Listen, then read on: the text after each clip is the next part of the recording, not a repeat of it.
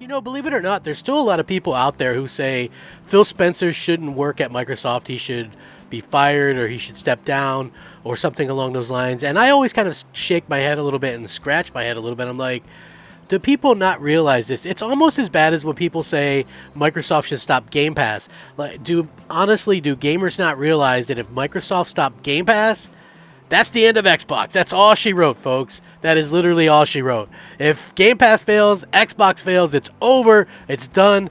The only viable option would be PlayStation, and they would be free to charge what they want, do what they want, tell you what you want, and I don't think that'd be good for anybody. So yes, I'm out there saying right away that's not going to be something that people should want to happen. Now, when it comes to Phil Spencer, he recently did an interview and he was talking about some things. There was actually a very interesting thing where developers really respect him, and that's how they've been able to acquire the studios that they have. And if you think about this, just think about this for 1 second.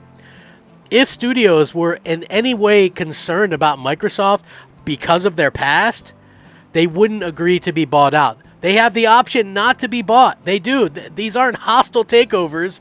These are just people that are like trusting in Phil Spencer, trusting in Microsoft, and that's exactly what they do. Now, just real quick before I get into this interview and this topic, people kind of notice a little bit. There's changes that are kind of happening back here. I always have some cool things going on. People notice, right? It's not like I'm doing this on purpose, but because things are kind of changing around, that's, by the way, is the Elite Mumra, Thundercats Super 7 Collector's Edition. Yeah, I love this stuff. So anyway, as being born in the 80s, I have a lot of that stuff. A lot of the stuff from the 80s, Transformers, He-Man, G.I. Joe, Ninja Turtles, Thundercats. It's just all stuff that I really resonate with. I collect stuff. I got a huge collection of stuff. Things are getting moved around a lot in this room. I really kind of jumped on cam before I was actually ready, but I just said, screw it, do it.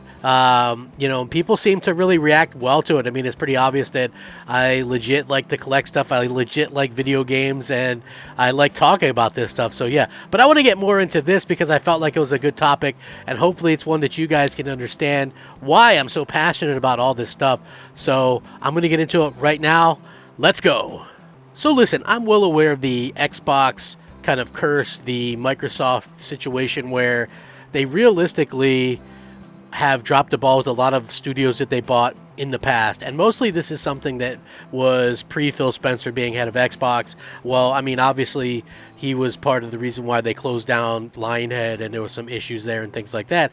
But Don Matrick was largely the one that was the reason why things kind of fell apart in some of these other aspects. And to be quite honest with you, I always say to the people that think Phil should be fired, like, do you guys not pay attention? It's not just, like, what do people think would happen if Phil Spencer left? Probably somebody comes in, but nothing's going to get done any faster. Like, people think for some strange reason that, something's going to change along those lines or something's going to happen, and all of a sudden these games are going to come out, and that's not going to happen.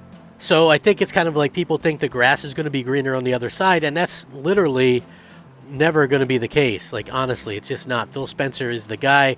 He's well respected in the industry. If it's not for him, Microsoft wouldn't have been able to close the deals that they've closed, and I feel like enough people aren't giving him enough credit. So Phil Spencer's reputation was important for a developer like Obsidian for that acquisition, according to the studio head.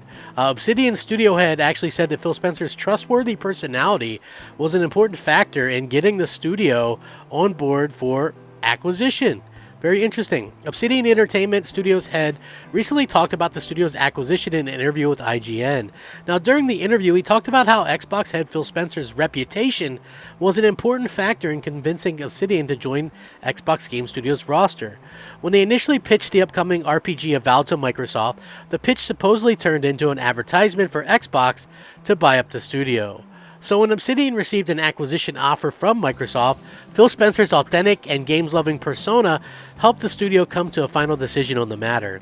He said, "I didn't know Phil Spencer well at the time. I probably only talked to him once or twice up to that point. But what's so interesting with Phil is he is this, I don't want to say persona in the end because he is Phil Spencer and because he runs all Microsoft games. But now knowing him and even what I knew about him back then, his reputation was just someone who was authentic and someone who doesn't BS and loves games. And that was the trust in what they had." To add to that, he said he already knew that head of Xbox Studios Matt Booty and Xbox Senior Director of Business Development Noah Musler very well. So it was really important that Phil Spencer turned out to be trustworthy as well before the studio agreed to the deal. Now, the studio is actually working on multiple projects: Grounded, the 1.0, Outer Worlds 2, Pentiment, and Avowed. The latter of these projects is rumored to have gone through a little bit of a reboot. Actually, just got a new director. The Outer Worlds 2 is still in early development. So yeah, listen. Obviously, Obsidian is well-known developer, right? They are a developer that does a lot of things that kind of get done right. And, I just got to say that that's exactly what's happening here, right? Like, to me, honestly, I feel like enough people don't give him enough credit for what he's been able to accomplish, what he's been able to do. And to put that into perspective, how many of the other studios maybe would have been wary of being bought out by Microsoft, if not for, Phil Spencer being there and being actually someone who knows games, loves video games, is out there gaming. For instance, and I don't really mean to come down hard on the guy, but Jim Ryan, right? Jim Ryan, for instance, kind of a weird situation because Jim Ryan honestly he doesn't strike me as somebody who plays games. And, I feel like that's pretty obvious when you see these kind of things happen. So, yeah, it's so interesting to me that Jim Ryan isn't that guy. He isn't the Phil Spencer. And Phil Spencer seems a lot more trustworthy, where Jim Ryan seems more businessy. And, I'm not saying that that's necessarily a terrible thing, but I think that being, a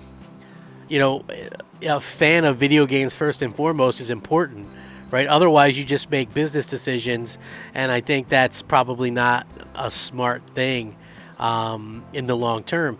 Obviously, business is a part of it, but also the fact that I think that that Phil Spencer is just kind of who he is, and from all accounts, he's the guy that he appears to be in front of everybody when it comes to kind of talking about video games and all that kind of stuff. So yeah, I love seeing the positive stories like this. Who would have known that it would have such an impact, with gamers and with the world, So yeah, I love the fact that we see stuff like this pop up.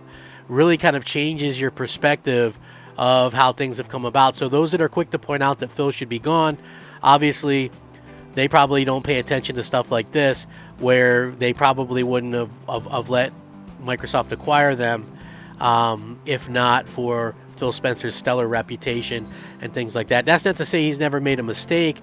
If you ever watched the Xbox documentary recently, one of their biggest issues, and he's honest about this and very upfront about it, was the Lionhead situation, where he brings up that that's a big regret for him. So obviously things have kind of changed and come a long way, but it's nice to see this, and I'm sure you guys might feel the same way. I will link this article in the description where you fine folks can check that out and let me know what you think. If you enjoy my content, please leave a like on the video. It helps the video to be seen, and it helps the channel to grow. Thank you guys so much. Rack 'em up, fact 'em up, Crap Gamer 'em up. Thank you so much for watching. Crap Gamer out.